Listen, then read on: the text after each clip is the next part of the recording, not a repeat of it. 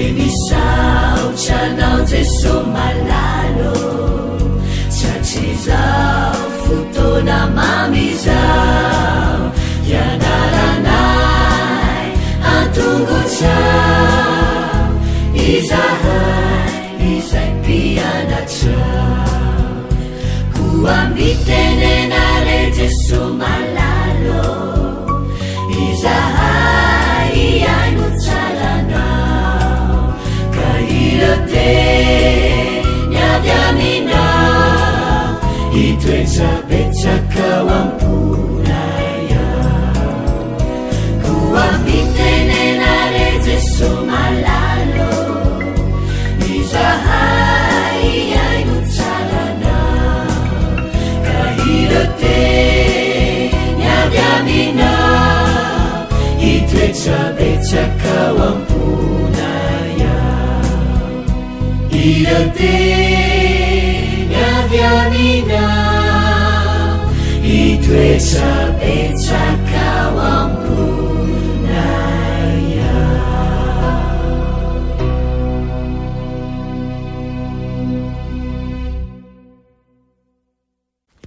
Fahalmerabantsika tsirairay avindray tonga eto amin'ny lesona ho an'ny tanora zokiny isika amin'ity alarobia ity.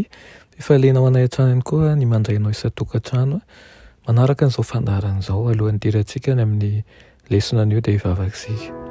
Ry Andriamanitra tsara ny isan-danitra mbola velom-pisaorana anao izay fa mbola nomenao an'izao fotoana izao indray ahafahanay mandray ny teninao. Tompo, hikatsaka anao izahay ary te handray ny fahasoavanao ho mety izenao hiasa ao anatinay tsirairay avy.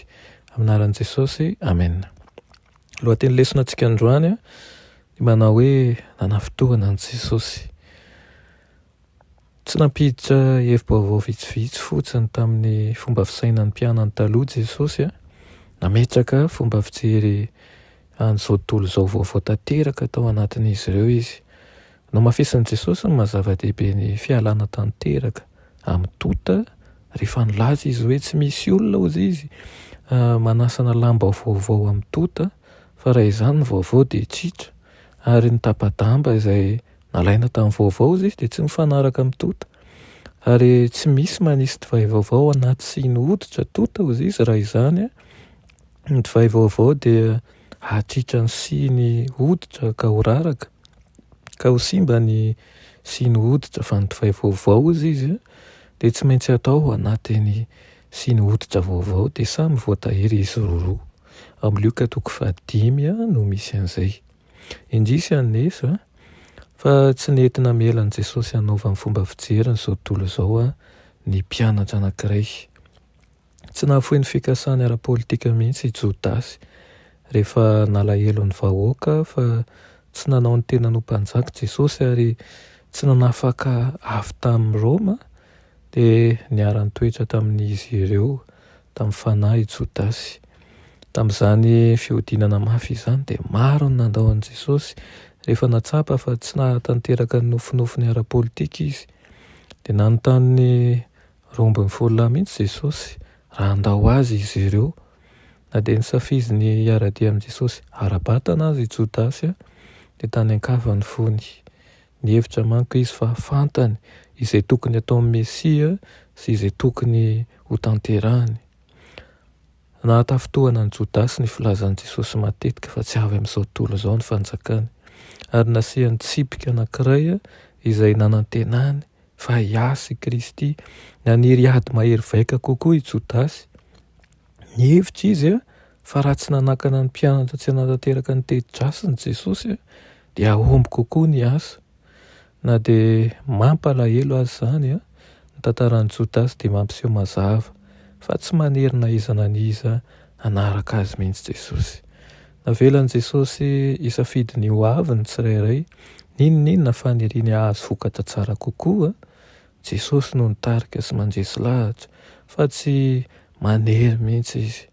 Azo toerina ny sitrapony ary azo lavina ny fitiavana. Tsy nanafayan'i Jodasy tamin'ny sabatra akory na langilangy Kristy. Tsy nisakana ny Jodasy tsy hivoaka hanivala ihany koa izy.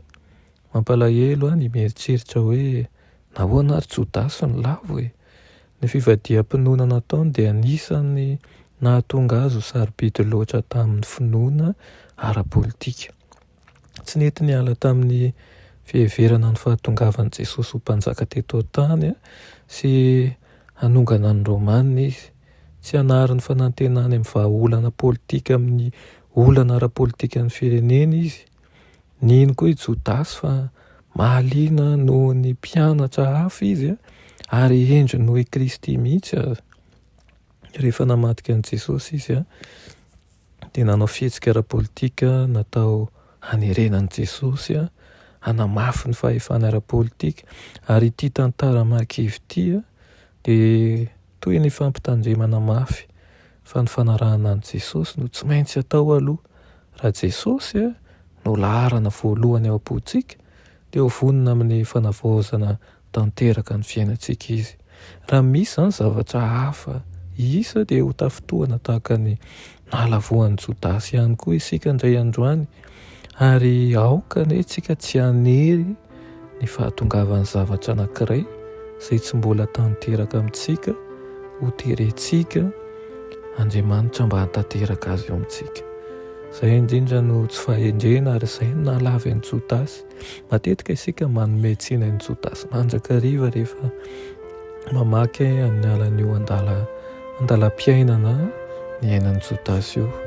Kanefa na zay ianao dia matetika Jodasy ihany koa isan'andro mamadika an'i Jesosy ary mihevitra fa mila tanteraka izao dia izao ny vavaka izay nataontsika ary mihevitra isika fa mila fanampiana izay ataontsika mba hatanteraka azy ireny. Raiso ho anatra ho antsika tsirairay avy ny fiainan'i Jodasy ary aoka hitoka amin'ny finoanan'i Jesosy. 100% isika ka hatsapa fa ny fitantanany sy ny fahamarinany dia izay ihany no azontsika hitokiana mba hafarantsika mahazo ny fiainana mandrakizay. Vavaka ary isika, raha ny malala tsara indrindra mbola misaotra anao ny amin'izany teninao izany. Misaotra anao ihany koa mampianatra anay fa tokony hitoka aminao ampahendrena izay. Ampianaro izay tompo tsy handeha amin'ny eritreritra isamirery fa hatoky ny fotoana izay hamaritanao manokana ny hahatongavan'ny fanerenay ny eo amin'ny fiainanay, indrindra indray ireo zavatra rehetra napetraka eo am-pelantananao. Ampianaro izay hanana faharetana ihany koa ka hatoky fa ny lalana izay taritanao anay dia mahasoa anay mandrakariva. Amin'ny anaran'i Jesosy, amen.